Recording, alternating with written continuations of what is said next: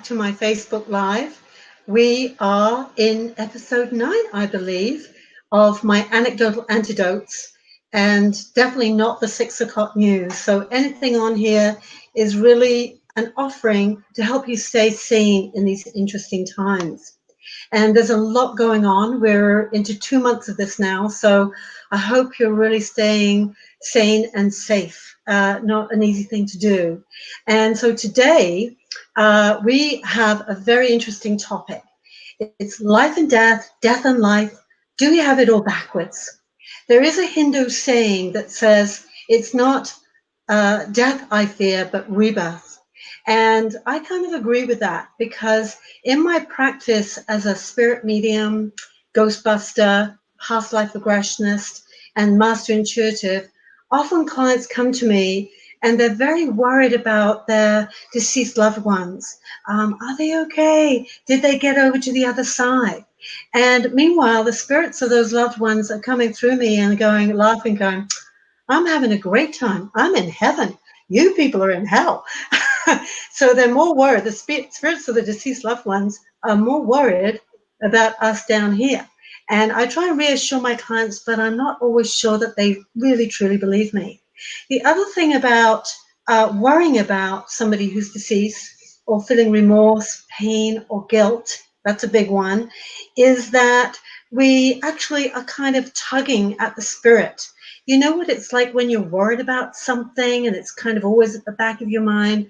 Well, you're connected to that thing or that person somewhere out in the universe. And it's the same thing when the spirit passes over. They can feel your angst. So we want everybody to be at peace and really just acknowledge the truth that there is really no death. In fact, although I have this book on this side, this is my second book, and it's called I Thought You Were Dead, and Other Psychic Adventures. People who've passed on really don't like to be called dead because they're very much alive. And in fact, I've done some psychic parties where I've had dead people, spirits, show up, and they've been a whole lot livelier than the people that were at the party. So let's kind of really explore this today. My guest today is Stephen Garrett. And I'm so thrilled, Stephen, to have you on board with us today. There's a handsome fella. And I'm just going to introduce Stephen because he's a very, very interesting guy. And I'm so glad, Stephen, that we had that miniature conversation before we did the show, because we actually totally agreed that all of us right now, not all of us, but many of us have our reality backwards, and especially our concept of life and death. So Stephen is amazing. He's got all kinds of talents, but he's written a book, and I'm just going to describe this one first. You've written many books, right, Stephen? That's correct. Yeah, right. So the title I was very interested in, which is up on the screen now, When Death Speaks. And he says that death has been pushed out of life and into a dark and lonely morgue. I totally agree. North Americans generally approach the topic of death with fear and denial in hand. When Death Speaks is all about changing the conversation to one of openness and inspiration. And I'm so thrilled you wrote that book, and I can't wait to read it, Stephen. I'd like to also just read Stephen's bio, because as I said, he's a man of many coats and colors. Arising out of his personal experience of hundreds of deaths, Stephen's heart, passion, and life energy are focused on changing the conversation we have about death from one of fear and denial to one of embrace and inspiration.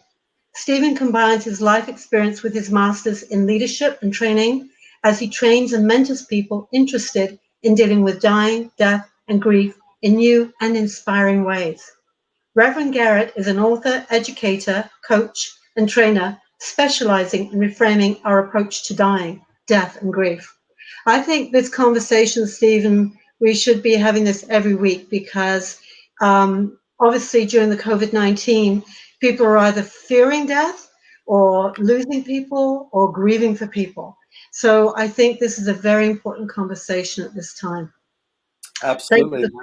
I'm glad we're going to be chatting about it. It's people hold COVID as this pandemic, and it is. Not to diminish the pain and suffering some people are going through, but it's also a glorious opportunity for us to grow and evolve in our approach to death and dying. Absolutely. So how did you get involved with dying, death, and grief? That's a question that might take many books to answer, but I'll give you the Coles Notes version. In 1988, May the 5th, just a few days ago, 32 years ago, my dear sister Jody passed away suddenly and unexpectedly. At the time, I was a corporate finance fellow and entrenched in making money and doing all the right things in downtown Toronto. And when she passed, her death disturbed me greatly and shook the foundation of my life to its very core. And I decided to quit my job as a corporate finance fellow and become a social worker. And I've just embarked on being more and more and more available to people to serve them in different ways. And now it's gone from social work to death work. Wow. And is there a difference, do you think, when, I don't know if your sister died suddenly or whether that was kind of, you had some warning of that, but do you think there's a difference between dealing with grieving when somebody dies suddenly or they got heads up that something's coming down the pipe? Absolutely. My sister's death was very sudden. I remember it was a Thursday night. It was, 8:32 in the evening, and my phone was ringing off the hook as I walked in the door. When the phone rings and it's got that urgency to it? Yes. And, It was my brother-in-law, and all he could say was, "Phew, Jody's gone." I thought, well, where, to Mexico? Yeah. Because he didn't use the right word, because he just couldn't. He was still trying to deal with it. Right. But it was so sudden that I was shocked and felt very numb and stunned, and felt that way until the moment we were lowering her into the ground in her casket, which is when I kind of woke up to the fact that I was sound asleep in my life, and that her death actually inspired me to take a deep breath and let go of everything I had done in the past and do something very different that was more a heart calling instead of a mental calling. Right. And well, yeah, sorry, go ahead. I was going to say, so a sudden death and an expected death, the grief is very, very different. I agree with you. I think I told you my story, and a lot of my readers know this. I put this in my first book, that I've been in a relationship with somebody from Whistler, and we've been together 2 years, and he just proposed to me one week, and he dropped dead the next. And I could not stop shaking for the first 3 months. And I think, first you deal with the shock when somebody leaves suddenly, and then you're dealing with the grief. And somehow it's all intermingled. But like you, I was already doing readings at that point. But I feel for me, that death, because I was thinking about, well, where is he? Is he still alive? Is he really dead? I mean, I believed in life after death for sure, but I was asking so many questions and wanting to have that connection with him that I feel catapulted me into becoming a spirit medium, because I spent so much time hanging out in that consciousness. Did that happen for you at all? In terms of thinking of spirit? Yeah, I'd always been spiritual. Yes. Since I was little. I remember just loving not church so much, but the incense and the ritual and the ceremony and the singing. And then I got busy with the North American dream. I kind of fell asleep into the matrix, if you will. And when Jody died, it was the most brilliant wake-up call in the world for me. It was so perfect. I'm profoundly grateful, actually, for her passing, though I miss her deeply each and every day subsequent to her death 32 years ago. So the two can go side by side. I'm grateful for her passing, and I deeply miss her. And so I allowed her death to wake me up and to disturb my mental approach to life, so much so that I had to now live my life based in my heart, and my heart wanted to serve others. Yes. And do you think this is going to happen to a lot of people now with COVID, that they are thinking, whether or not they've lost somebody close to them, do you think they're thinking a lot more about death and what happens after we die? I think so. I think this COVID pandemic that's running around the globe is helping a lot of people recognize that perhaps their religious or spiritual practice has been a little bit fake, and that they can use COVID as an opportunity to go deeper. Absolutely. I take COVID-19 as the Grim Reaper running madly around the planet, trying to wake us all up with love. Exactly. Not in a nasty way, but in an uplifting way. Yes. And sorting the wheat from the chaff in our own minds and getting a chance to look at what do we believe? Does it support us? What can we keep and what can we get rid of? Yep. I love that too. Thank you for that. What's your current philosophy or view on dying and death? Well, it's a bit like a garden for me. I don't take death as the end of anything. I take it as a swinging door into a new chapter. I remember I used to work in a restaurant years ago, and they had these doors that would swing both ways. And it's death is kind of like that to me. People think it's a door closing, but maybe they're on the wrong side of the door. I think it's a door opening. Yes. And that death is absolutely an opportunity to have a deeper connection with my own personal essence. It's actually an opportunity for enlightenment, perhaps, or an aha moment. If only we can embrace death as a natural and fundamentally important facet of life. Well, it's, I forget who wrote it, but I read it somewhere that if we fear death, then we fear life. We're not going to live life fully because we're always going to go, ooh, I might be, I might die. So what do you say to somebody that is afraid of death, and how can they maybe overcome that? Well, I just use my personal experience. I was frightened to death of death. I mean, looking at my dead sister's body, I was just like, I was scared shitless because that's me too one day. But what I did was I allowed that scared shitless feeling to shake me up. And I actually learned how to embrace my own death in a way that encouraged me to live my life with a bit more passion, or what some people say is reckless abandon. It was just, I was afraid of it one moment, yes. But yet then when I fell into it and held it, it became my best friend. Yeah, and because I don't mean that in a shallow way. I just really got that death became my teacher instantaneously instead of my enemy. I agree with you because I feel very grateful to have my gift, to be able to tune into other people's psyches, but also into the souls, and also to receive spirit who comes through to give messages. And it's always about healing. It's always about love. And I think it's so sad that so many people think that death is a boogeyman. And I don't mean to sound suicidal, because I'm definitely not. But, I've seen over the other side. I've seen where the fabric of this dimension kind of pulls back. And there's this beautiful, gorgeous, warm beam of light coming down. And I just feel like somebody wrapped a warm blanket around me. And I know when it is my time to go to the other side, I say I can't wait. I mean, of course I can, but I'm looking forward to it, actually.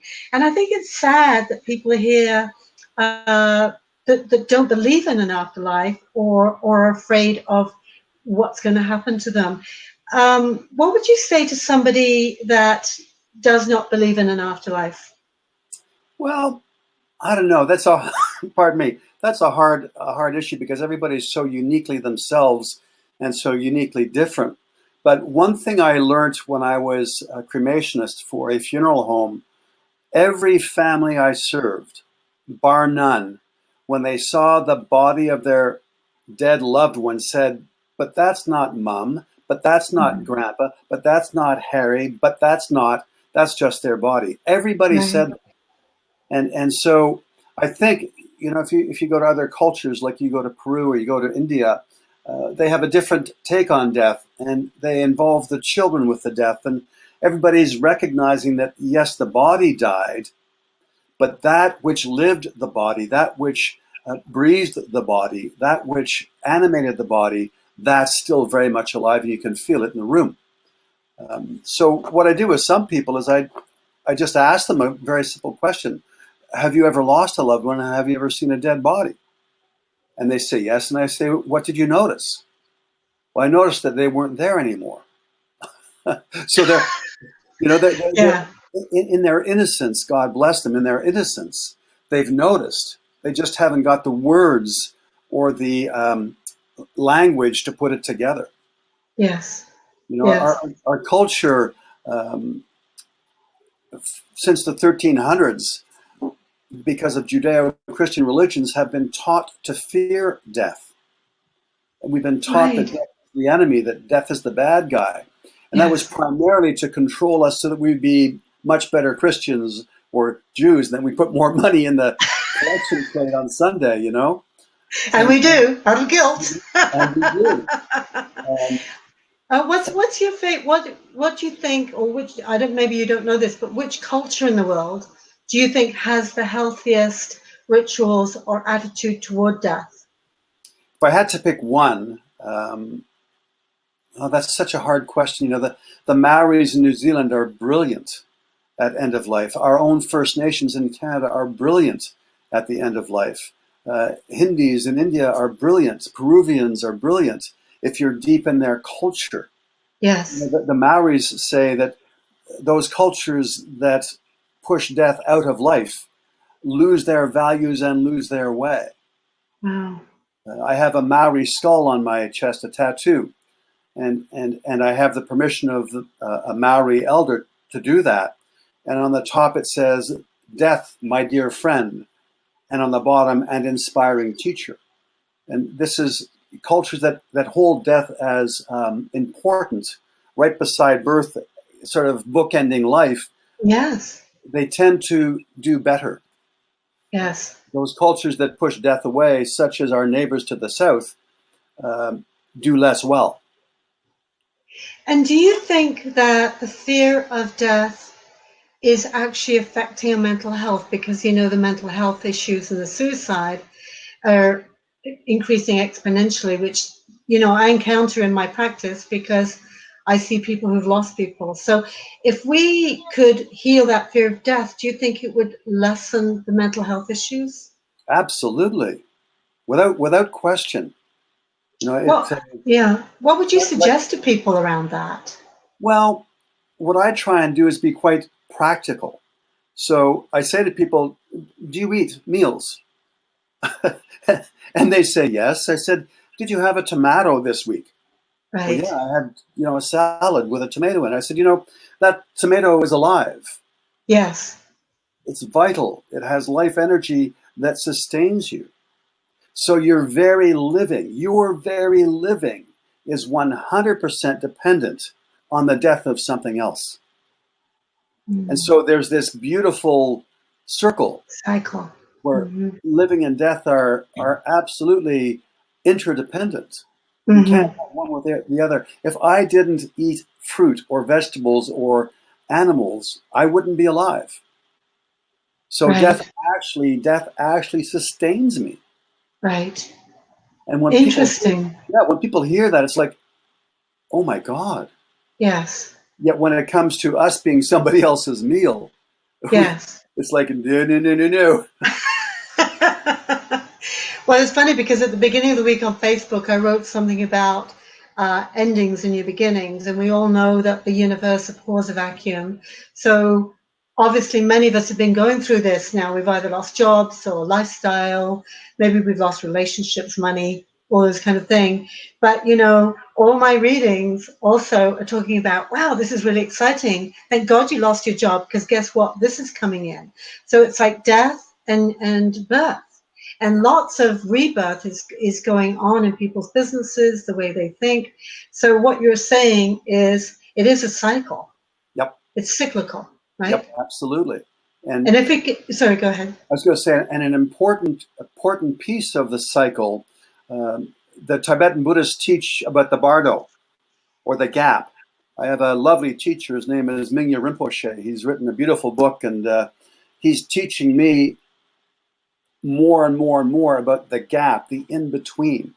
And Yes. what happens, when a relationship ends or a job ends, we tend to hurry to get back into a job or get back into Right. a relationship. Yes. When our life ends, we have a tendency to hurry to get back into another body. Right. What he's teaching me in Tibetan terms is, whoa, slow down, stay in the gap, breathe, feel comfortable in the in-between, make a conscious choice about the new beginning that's close at hand. I call that the void, actually. And I say, love the void, Yep. because it's an opportunity to regroup, reflect, meditate, go, okay, that's done. I can grieve that one, which we need to grieve our endings as well, which we're not doing, and then kind of go into neutral and then start again on the next phase. So thank you for that. You brought up other lifetimes. Do you find it helps, or do you find it helps people to believe in reincarnation, that they will come back again? Not so much about reincarnation, but a true faith in something larger than us is very, very helpful. Mm-hmm. Whether that's God or whether it's Krishna or whether it's the divine or whether it's reincarnation, some faith that there's more to me than just the human existence is very Exactly. helpful. Yes. And I if somebody's committed to the fact that there's no such thing, and when I'm dead, we can work with that too. yes. You know? Well, I have to tell you a funny story. My own father was very British, and he was in the Second World War, and he was going to go in for an operation, a heart operation, and it was tricky. He was 86. Mm. And I asked him, do you believe in life after death? And he said, oh, no, that's poppycock, And I said, well, what do you believe? He said, no, when it's done, it's done. I'm just going to this black place. I went, oh, my God. So I said, well, if you get over to the other side and you see it's all beautiful and heavenly, will you please come back and give me a sign? He said, oh, no, that'll never happen. Well, for the week after the funeral, I got one sign per day. It was so funny. I actually had to say to him, it's okay, I get it. You're okay. You've arrived. But it was very comforting for me as well. There were rainbows and horseshoes and all kinds of lovely things that were in places that shouldn't have been in those places. So that was my sign to me. And I suggest to people, I don't know if you do this, Stephen, that if you want to commune with somebody that's passed over, ask them for a sign, or you agree on a sign. Do you do any of that kind of thing? I frame it this way: just imagine you're talking with your loved one. Just imagine, Yeah. and Yes. and while you're imagining it, how would you know for sure if you were, or it was just your imagination? Exactly. So similar, but I like that word Yes. imagine because it allows for us to be creative. Exactly. Because Yes. what I've learned, Natasha, is I'm one of 7 billion. So there's 7 billion different ways to do this whole birth, life, death thing. And I so love by that. by giving people the space to use their own imagination, they'll find their Yes. own way. And then they're not finding my way. I'm not about having people follow my way. That's just crazy. No. But No, that's right. helping people find their own way with their own imagination. Exactly. It's Suggestions sometimes I find, though, help, and I've done the same thing. I said, well, just pretend he's sitting in the chair next to you, and just make it up. And then, keep making it up until it becomes really strong for you, and see what happens. So I love that. 7 billion different ways. So that leads into the next question. How do you tie mind, body, and spirit together in death? well, that's another big question. We could spend a couple of weeks talking about that. But what I help people try and notice is that they have thoughts because they say things out of their mouth. So they've got thoughts. They also have emotions. They also have a body. And then they have their essence or their beingness or their divinity or their magnificence. And that those 4 categories form the entire human spiritual beingness. And I just help them recognize the difference between the mental realm, the emotional realm, the physical realm. and help them traverse those four major quadrants that we all are. So do we compartmentalize those, or do we bring them all together as one? They're always together as one, but we tend to compartmentalize. Yeah, I've got my brain up here, and I got my body down here, and I got my emotions over there, and then there's me. But Yes. it's actually a very active dynamic that's always exchanging information. Because we're so intellectual in North America and so driven by the mind, we tend to forget what's informing the brain. Well, the emotions are, the body is, and the spirit is. So reconnecting those four components and actively noticing that I'm this dynamic that's always in movement is very helpful for people. Yeah. It's so interesting, Stephen, because in my first book, I talk about the 6 levels of consciousness. And this just came to me, when I really got into doing my readings, starting with it's like a pyramid, and there's a soul on the bottom. It's very similar to, I think, what you're saying. Then the spirit, which is our essence for this lifetime, subconscious data, which is all our programming and our beliefs, and then our alpha state, which I call the unconscious in between, and then the ego, you're talking about the head, and then, of course, the higher self, which you might want to call the soul or the oversoul, and not the high consciousness, the guides, but it's very similar. And I feel that, we separate them, but they're all talking to one another depending on what situation we're in. So that's really, really interesting. Do you believe in such a thing as a soul DNA? I don't know. I haven't really got an answer for that. I know there's a me. And because I've experienced me through meditation. I've experienced me through what's called an enlightenment intensive, which is a retreat process. I've experienced me through being with shaman in the jungles of Peru, or being with a shaman in the pyramids in Giza, Egypt, or being with a shaman in Africa. These spirit medicines are also very helpful. Not drugs. It's way different. It's not a drug. It's a spirit medicine that helps us remember our essence, because sometimes we get lost in the ego or the mind. Exactly. So there's lots of different ways we can remember, but I'm quite clear I'm a human body plus something. Yes. And that plus something is important to get to know. Very important. I think the virus being kind of shut away might, I call it facing our demons, but they're not demonic when we actually embrace them and love them, right? That's but correct. We're still afraid of who we might be or who we really are. Absolutely. And I think Nelson Mandela or Marion Williams said it's not that we're afraid that we can't be successful. We're actually afraid of our own power. And I think this is kind of coming up right now. Do you think that ties into the fear of death thing, or? Sure. Sure. It's not my darkness I'm most afraid of. It's my lightness. It's my magnificence. We're all, you and me and Michael, we're all magnificent beyond belief. Yes. And we're so much that it's hard to bear that we're that much. So we have to kind of push it away. Sunglasses. And in a way, dumb ourselves down. Yes. And that was Marianne Williamson's thesis, was it's not our darkness we're most afraid of, it's our lightness. Right.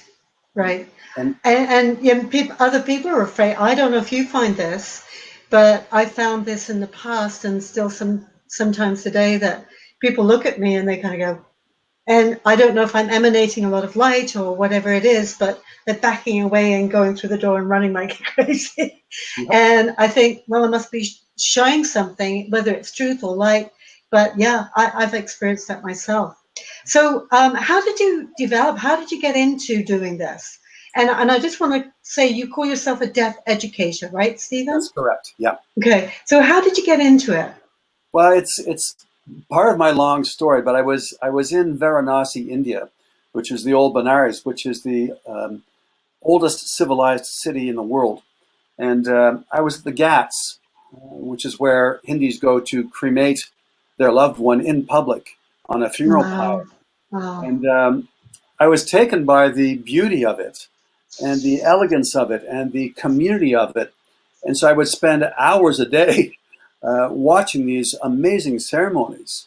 And the yogi who was tending what they call the Shiva fire, which has been burning in that location for 5,000 years, beckoned me to come in. And so I walked into this beautiful place, and I sat down, and he put ashes on my head, and he put ashes on my face, and he made up a package of ashes and gave it to me. Then he laughed, gave me a hug, and pushed me out. And I got back to Canada, and 6 months later, I was a cremationist for a funeral home.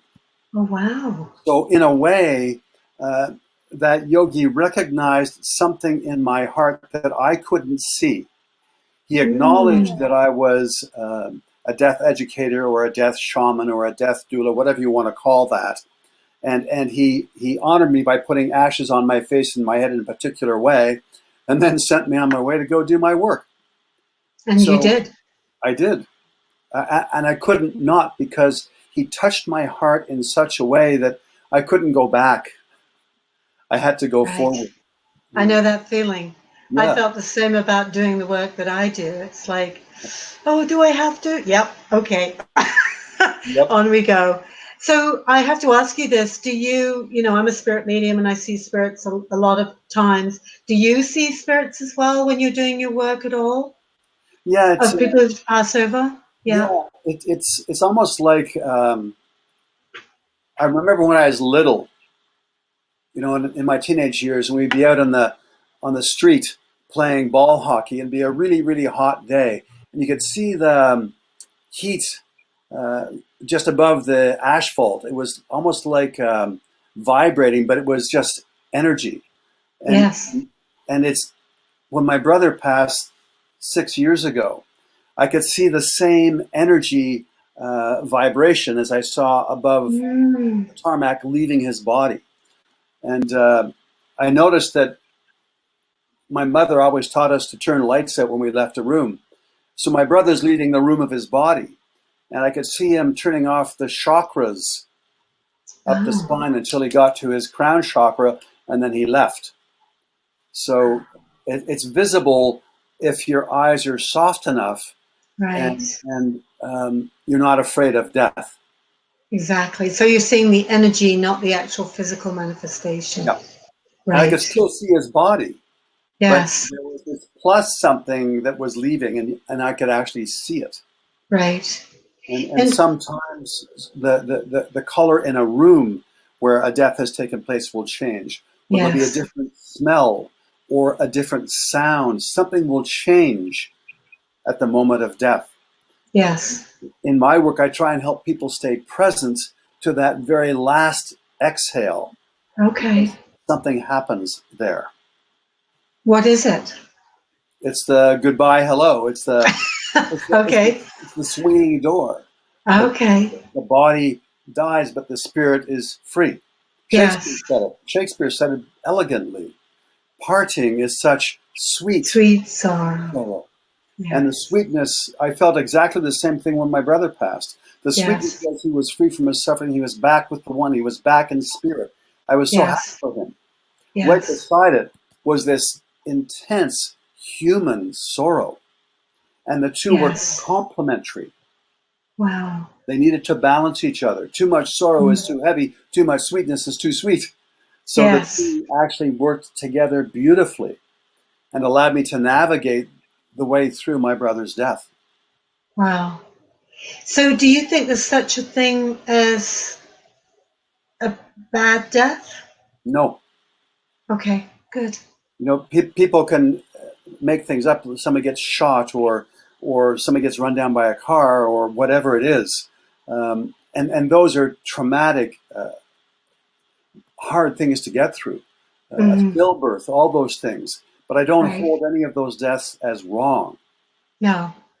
They all bring us opportunities to learn and grow. Yes, it's sad on a human level. Yes. I've cremated 6-month-old babies. I've cremated a stillborn baby. I weep deeply for the family. Yes. I weep deeply for the individual. But there's a rightness about it. Mm-hmm. I had a father who lost his child at 6 months of age. And, oh my goodness, all I could do was hold him. and let him Right. cry and cry and cry. And he came to see me 6 months later. He said, Stephen, my 6-month-old daughter taught me how to love people more deeply. I'm so grateful I knew her for 6 months. Wow. That's What a gorgeous. what a transformation he went through in 6 months. Yeah. So it may sound odd, even a murder or a suicide. I don't hold them as wrong. No. I hold them as an opportunity to learn and grow and evolve. We're the survivors. Exactly. How do we Yes. grow through that? Yes. I want to touch on that because, like I said last year, one day I did 7 sessions, and 4 of those sessions were people who had lost uh, sons, husbands, brothers to suicide. And I tried to explain, I know we feel this tremendous sense of, I don't know what it is, guilt or that's wrong. But my take on it, and please correct me if I'm wrong, is that, well, sometimes we go to a party and we're not having fun and we want to leave, and that's okay. And I say, there's always an opportunity to go back, regroup, come back, and relearn the lesson. Do you agree with that, or what Yeah, would you say to that? it on a human level, none of that stuff makes sense. On a human Mm-hmm. individual life from birth to death, it doesn't make sense. Mm-hmm. But if we back up far enough and we look at a collection of lifetimes, Right. it does make sense. I mean, I look at Yes. my life, this one life. I've reincarnated like 7 times. Yes. I was a stockbroker. I was a Yes. social worker. I was an employment counselor. I was a cremationist. I'm a death educator. Well, those are all reincarnations Exactly. in this life. So Yes. why would my longer life be any different? Exactly. And And you wouldn't want to do the same thing all the time either, would you? well, that It was makes it so interesting. I get bored. Yeah, exactly. 4 years after 5 years, come on. So where do you think we get this? You said North American. I totally agree with you. I'd say European as well, because that's where I come from. It's very white, this tremendous fear of death. Where do you think it comes from collectively? Well, the Judeo-Christian religions taught us to be fearful of death. They taught us there was a heaven and a hell. They taught us to be good parishioners. They used it as a method of control. I think. I mean, how are you going to control the masses? Well, you keep them frightened. Mm-hmm. So I think it was just a bad teaching, and we fell for it. I fell for it. I was frightened to death of my own death Mm-hmm. until I started to learn to embrace it. Mm-hmm. And really, it's quite freeing to recognize that I've got this life and there's an end to it. Yeah. So how can we change our minds about death? Do you think? Do you think it's like saying, "I'm not afraid of anything. I'm not afraid of death," or that was a conspiracy theory that we should be afraid of death? What, what, Oh what, my Lord! I've had so many conspiracy theories coming at me. So can we? I want to say to people, uh, empower yourself to believe in life, because death is life as well. How would you frame that? well, I just use my own personal experience. When my sister died and I was lowering her into the ground in a casket, I made a commitment to her. This was not making sense to me. Her death made no sense to me. And I'm Right. going to find out why, and I'm going to discover the meaning of life. So I was inspired and I became very, very curious. And so Yes. I traveled the world looking for the answers to Yes. the question, what is life and what is death and what the hell was this all about? What just happened? Yes. And so I got curious and I began to wonder about all the things I've been taught. Did I just learn them and adopt them because I just learned them and adopt them? Yes, I did. So I wanted to find the truth out about life Right. and death. And I sought out teachers who were wisdom carriers. And those teachers were, Hakim from Cairo, Egypt. It was, Don Jorge from Tulum, Mexico. It was, all these crazy Diego from Peru. I mean, I had all these crazy teachers who knew more about life and death than most North Americans. And I turned myself over to their teachings and I experienced what they experienced so I could understand. So last week I had a guest on, Jose Hernandez, and he had a near-death experience 20 years ago. And he said what he experienced was this fantastic color. And ever since he came back, he's been producing this fantastic artwork. And the color itself is a vibration that helps heal. Have you talked to other people that have gone through that experience as well, like near death, and what Yep. it meant to them? Yep. Yeah. What did you take from that? Well, I think many of us have had, in quotation marks, near-death experiences. We could translate that into awakening experiences. And sometimes those experiences are so powerful, we can't hold it all, so we have to shut it down. So then we've got to have another near-death experience, et cetera, et cetera. And I think those near-death experiences are actually experiences of our own magnificence and our own self. Mm-hmm. And we bring that energy back into our bodies, and it needs to be translated. This fellow's doing it through color and art. Others do it through poetry. Others do it through rap music. Others do it through writing books. Mm-hmm. Others do it through theater. But those near-death experiences, I call them awakening experiences. And because I reframe it, it's not a near-death experience at all. It's a near-life experience. Right. If I may be so bold as to suggest that. Yeah. Well, I like to frame lifetimes like movies. And I believe that while we're still in spirit, before we come down to this earthly plane, and before we come back into a body, we kind of, I wouldn't say choose, but we kind of have a script, if you like, and we say, yeah, you're going to be the bad guy, you'll be the good guy, I'm going to do this, let's make this agreement. I don't believe those scripts are written in stone. I think we can change it. But when I explain to my clients that lifetimes are just a bunch of movies, and you've chosen the horror, you've chosen the romantic comedy, or you've chosen the documentary, that seems to help them put it in perspective. And also in terms of their grieving for people who they've lost. So grief, what I've seen of grief, we do not grieve well. And that's a big part of the issue, I think, around mental health, cancer, So how do you help people with their grieving, Stephen? Well, much the same as with other things, I just imagine out loud how they must feel. Mm-hmm. And sometimes when I speak that way, they feel me understanding them, and their grief kind of comes to the surface. I also use the metaphor of a sock. And I've got a bunch of really crazy, amazing socks that look beautiful on the outside. Right. But when you turn that same sock inside out, it's a tattered mess of threads and knots and all kinds of stuff. Right. Well, the outside of the sock is love. The inside of the sock is grief. And the two are interdependent. If you didn't love deeply, you wouldn't grieve deeply. So in other words, grief for me is an outward expression in a different language of how much we love somebody. Yes. And when I say it like that, it helps people recognize, oh my God, I did love my grandma so much. And yes, comes the grief. Yes. And just being allowed to grieve. Yep. How do you encourage people to express that grief, to get it out of their body? I always say, get it out of your body. It depends on the person again, Natasha. Yeah. I'm working with a woman right now who's an artist.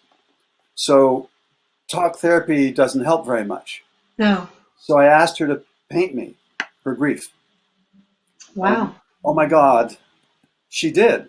And yes. So then I said to her, what I'll do for you is I'll translate your painting into words so that we can be sure I've understood your grief. Okay. And so she was so relieved that she could paint her grief out, because that's her. She's an artist. Beautiful. So she did. And then she sent me the picture. And so I read her picture back to her, and she sat on the other end of the Zoom call in tears because I got her grief. And she was able to speak her grief in her way, in her language. Yes. Sometimes somebody might be a sculptor or a woodworker or a poet. Exactly. Or, and they each have their own way. The grief and loss isn't a science. It's an art. Yes. It's a form of art. So how do I help the one I'm working with practice their unique art form? Right. I And love that because to me, I've discovered that just somebody being validated with their grief, like you validated that lady, yep, and just having one other person understand and say, wow, that must have really hurt, or, I feel it for you, or yep. that kind of heals it instantly. It's amazing. So it's finding that person or that means of expression, whether it's art form or going for a run or screaming and banging a pan, whatever it is. Yep. It's about being heard, I think, and just one other person saying, God, that must hurt like hell. I want to write a book on grief because I feel like we're so bad at it. We stuff it down and we suck it up and get over it and just, stop whining and just carry on as if nothing has happened. And it's like, no, it's about that void. That's the ending. Here's the void. We need to reflect and I want to say wallow in it. And then when we don't want to wallow anymore, we'll know that we're ready to move on. I often say to people, so would you stop loving the one who just died? Well, no. Yeah. Why would you be resistant to the grief? Exactly. I love that. The Catholics had it right initially that they have confession. Yes. And what you just said was it takes two. There needs to be a transmitter of the grief. Yes. There needs to be a receiver of the grief. Yes. What the Catholic Church did wrong was they put a wall between them, and they made the minister more important than the parishioner. Yes. But in essence, it takes two. And so this is why it's so important for people to speak their grief in their language and have that speaking, whether it's art or pottery or woodwork or words, be caught and received and understood and validated. Then and only then will the healing of grief start to transform. Exactly. And grief, when we're talking about grief, it's not just about death. It could be, again, right now, just going, I know we're not going to get to all the questions with you, Stephen. I could talk to you forever. But I did want to ask you about the COVID-19, how this relates to all this, because I think people are feeling a lot of grief. And maybe I have days when I feel like crying and I don't know why. It's like, what is that? Am I grieving a way of life? And fortunately, I haven't lost anybody yet through this. But what are we grieving, and how do we deal with that? Well, I think grief for me is a bit like a fur ball or a hairball. I've got cats in my household, and so they drop one hair in the ground, and then there's two, and then all of a sudden there's this gnarly hairball in behind the couch. Well, grief for me is quite similar. I have a loss, and so there's one grief inside me. And then I have another loss, maybe it's a job. There's another piece of grief inside me that hasn't been expressed. And then I lose a relationship, or I lose a book, or COVID-19 comes along and I lose my normal.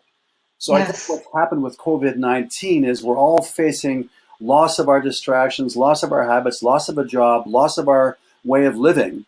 And that loss is triggering all the latent or hidden or stored or saved up grief. Yes. And so I think it's a real opportunity. COVID is just like poking at us. Yes. Encouraging us to trigger. Get it out. It's a trigger. Yes.